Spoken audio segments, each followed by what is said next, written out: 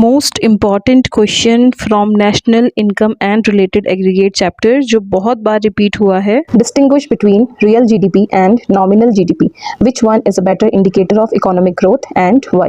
तो real GDP और nominal GDP के बीच का डिफरेंस देखने से पहले हम समझते हैं कि जीडीपी होता क्या है। सिंपल लैंग्वेज में जीडीपी एक कंट्री में एक साल के अंदर जितने भी गुड्स एंड सर्विसेज का प्रोडक्शन होता है उनकी मार्केट वैल्यू को बोला जाता है जीडीपी। जीडीपी कैलकुलेट किया जाता है क्वांटिटी इनटू प्राइस से। जब हम जितने भी quantity of goods and services का प्रोडक्शन हुआ है इनटू उनके प्राइस से मल्टीप्लाई कर देते हैं तो वो होता है जीडीपी। अब समझते हैं कि रियल जीडीपी क्या होता है और नॉमिनल जीडीपी क्या होता है। जब जीडीपी को कैलकुलेट किया जाता है on the basis of base year यानी कि किसी एक ईयर को हम बेस मानते हैं और उसी ईयर के प्राइस को लेके जब हम करंट ईयर की क्वांटिटी को मल्टीप्लाई करते हैं उसे बोला जाता है रियल जीडीपी। और जब करंट ईयर की क्वांटिटी जितने गुड्स एंड सर्विसेज का प्रोडक्शन हुआ है इनटू करंट ईयर के प्राइस को मल्टीप्लाई करते हैं तो वो होता है nominal GDP. Real GDP it refers to market value of final goods and services produced in a country during an year measured at price of base year. सारे goods and services लेने हैं जो उस साल प्रोड्यूस हुए हैं एक साल के अंदर और उसको हमने फिर मल्टीप्लाई करना है बेस ईयर के प्राइस से। इंडिया का लेटेस्ट बेस ईयर है 2022-23, इससे पहले 2010-11 था। तो हम 2022 और 23 में जो भी प्राइस रहे हैं जब उसे मल्टीप्लाई करेंगे जितने भी quantity of goods and services का प्रोडक्शन इस साल हुआ है तो हमारा रियल जीडीपी निकल कर आएगा। और जब हम इस साल जितने भी गुड्स एंड सर्विसेज का प्रोडक्शन हुआ है इनटू मल्टीप्लाई करेंगे इसी साल के गुड्स एंड सर्विसेज के प्राइसेस से तो वो निकल कर आएगा हमारा nominal GDP. It refers to market value of final goods and services produced in a country during an year measured at price of current year. Next student, it will increase only when output of goods and services rise in current year. Real GDP तभी increase होता है जब quantity increase हो, क्योंकि price हमने base year का लिया है 2022-23 का लिया है तो प्राइस हमेशा सेम रहेगा भले हम किसी भी साल का निकालें 2026 का निकालें 2027 का निकालें। रियल जीडीपी तभी इंक्रीज होगा जब क्वांटिटी इंक्रीज होगी गुड्स एंड सर्विसेज की। लेकिन nominal GDP it will rise in both cases. Nominal GDP her case में राइज होगा अगर क्वांटिटी इंक्रीज हो रही है गुड्स एंड सर्विसेज का प्रोडक्शन इंक्रीज हुआ है तो भी नॉमिनल जीडीपी इंक्रीज होगा और अगर प्राइस इंक्रीज हुई है गुड्स एंड सर्विसेज की करंट ईयर में तो भी नॉमिनल जीडीपी इंक्रीज होगा। It is a better tool for measuring the economic growth of a country.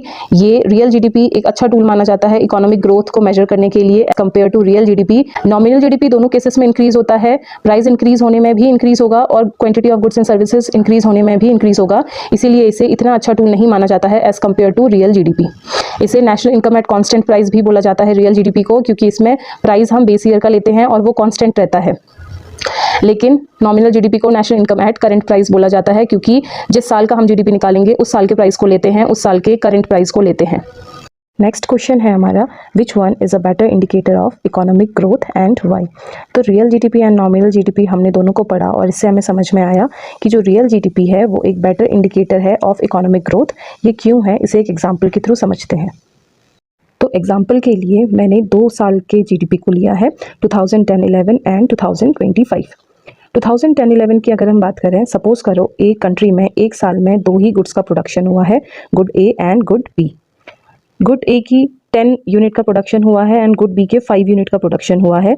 Good ए का प्राइस है 5 रुपीज़ एंड बी का प्राइस है 6 रुपीज़। तो हमने पढ़ा था कि हम जीडीपी कैलकुलेट करते हैं क्वांटिटी इनटू प्राइस से, जिससे हमारा जीडीपी निकल कर आया 50-30, that is GDP is equal to ₹80।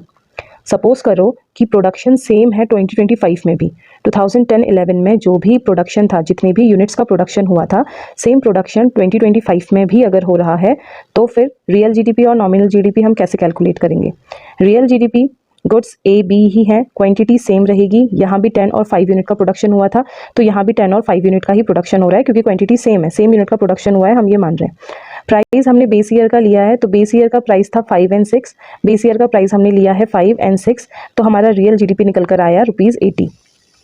Nominal GDP की अगर बात करें तो नॉमिनल जीडीपी में गुड्स का प्रोडक्शन सेम हुआ है, गुड ए का 10 यूनिट का ही प्रोडक्शन हुआ है, गुड बी का 5 यूनिट का ही प्रोडक्शन हुआ है जैसे 2010 और 11 में था। प्राइस लेकिन नॉमिनल जीडीपी में हम लेते हैं करंट ईयर की। तो करंट ईयर की प्राइस है, सपोज करो गुड ए की प्राइस इंक्रीज होके हो गई है 10 रुपीज़ एंड गुड बी की प्राइस इंक्रीज हो गई है 6 रुपीज़ थी पहले प्राइस, अब प्राइस हो गई है 8 रुपीज़। तो जीडीपी निकल कर आया हमारा 140, सॉरी ये रियल जीडीपी नहीं, ये नॉमिनल जीडीपी होगा। तो देखो स्टूडेंट, हम गुड्स का प्रोडक्शन सेम हो रहा है दोनों ईयर में, 2010-11 में भी और 2020-25 में भी। तो अगर प्रोडक्शन सेम है तो जीडीपी भी सेम होना चाहिए। बट अगर हम देखें कि रियल जीडीपी 80 रुपीज़ 80 आई है, जो कि इक्वल है 2010-11 के, लेकिन नॉमिनल जीडीपी की अगर हम बात करें तो नॉमिनल जीडीपी रुपीज़ 140 निकल कर आया है, जो कि बहुत ज़्यादा है as compare to real GDP. तो अगर प्रोडक्शन सेम है दोनों साल में तो जीडीपी भी सेम होना चाहिए। Real GDP is same but nominal GDP increases without any increase in output. Real GDP same था क्योंकि आउटपुट का प्रोडक्शन नहीं बढ़ा था, लेकिन नॉमिनल जीडीपी बिना आउटपुट में इंक्रीज हुए भी इंक्रीज होता है, इसीलिए real GDP is considered as better tool than nominal GDP। इनमें पूछा गया था कि which is better tool and why, तो हम बोल सकते हैं कि real GDP is considered as better tool than nominal GDP because it shows true changes in physical output rather than fake growth just by rising prices। real GDP जब physical output में increase होगा तभी increase होता है, बिना prices में rise होने से real GDP पर कुछ भी असर नहीं पड़ता है। It lets people compare economic output safely across different year।